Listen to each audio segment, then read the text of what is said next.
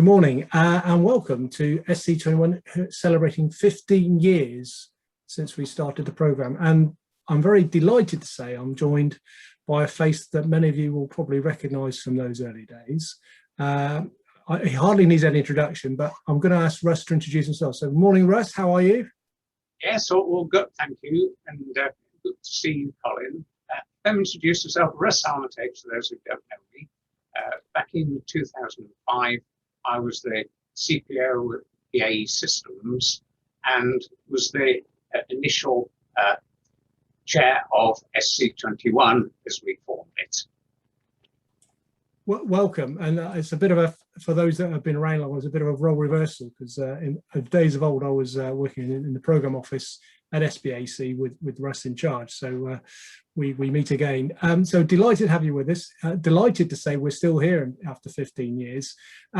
So it was launched in 2006, Russ, and it was in, I think if I remember rightly, it was in response to the UK Strategic Defence Review by Lord Drayson.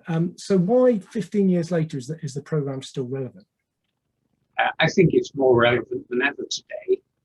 The issues that we had 15 years ago, some difficulty with deliveries with suppliers, difficulty with quality, poor relationships up and down the supply chain.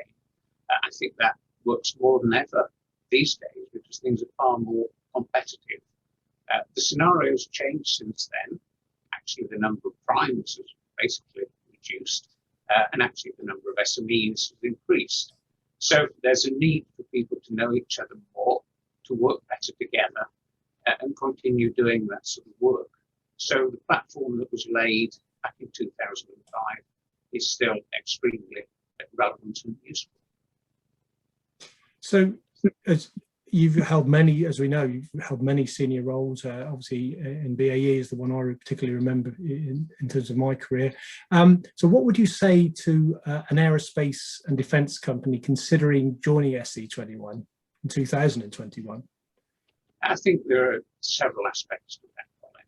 I think one of the first things is they really have to make up their mind that they want to join, do a business case on it, which works for them. I personally don't think it's difficult to do a business case. I think it pretty well works and it's quite obvious.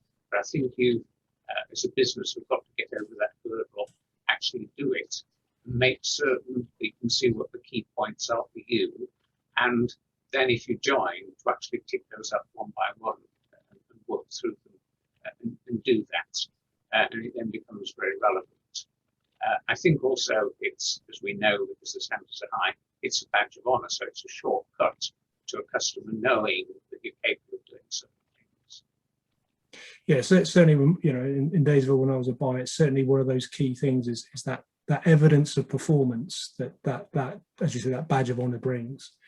So I guess here we are, 2021, so SC21 in 21, as I said to someone the other day, as we sort of enter a sort of a post-Brexit Britain and we move towards the, you know, the aspiration of net zero in 2035, how important is it being able to demonstrate that competitiveness and that performance in securing both, I guess, both new and existing business? As we've often said, it's supply chains that win business, not individual businesses. So putting a supply chain together with proven qualities and actually the right relationships becomes even more fundamental today.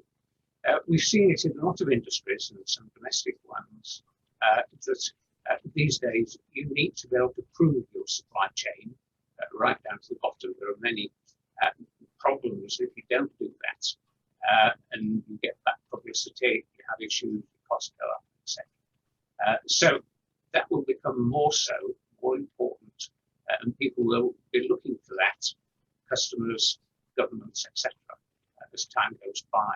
So I think anything we're doing now in 2021 becomes more so over the next 14, 15 years. Yeah, it's the old adage, the only thing that constant is change. So yeah, and there's often someone says to me, there's a bit of a clue in the title, continuous improvement, which is obviously it's continuous. So Russ, many thanks for joining us. Delighted to have you on board.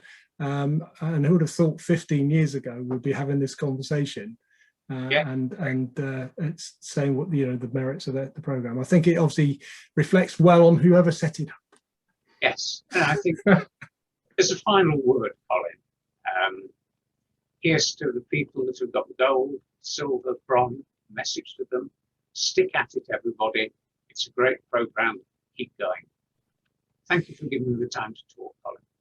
Lovely to speak to you, Ross. All the best. Thanks.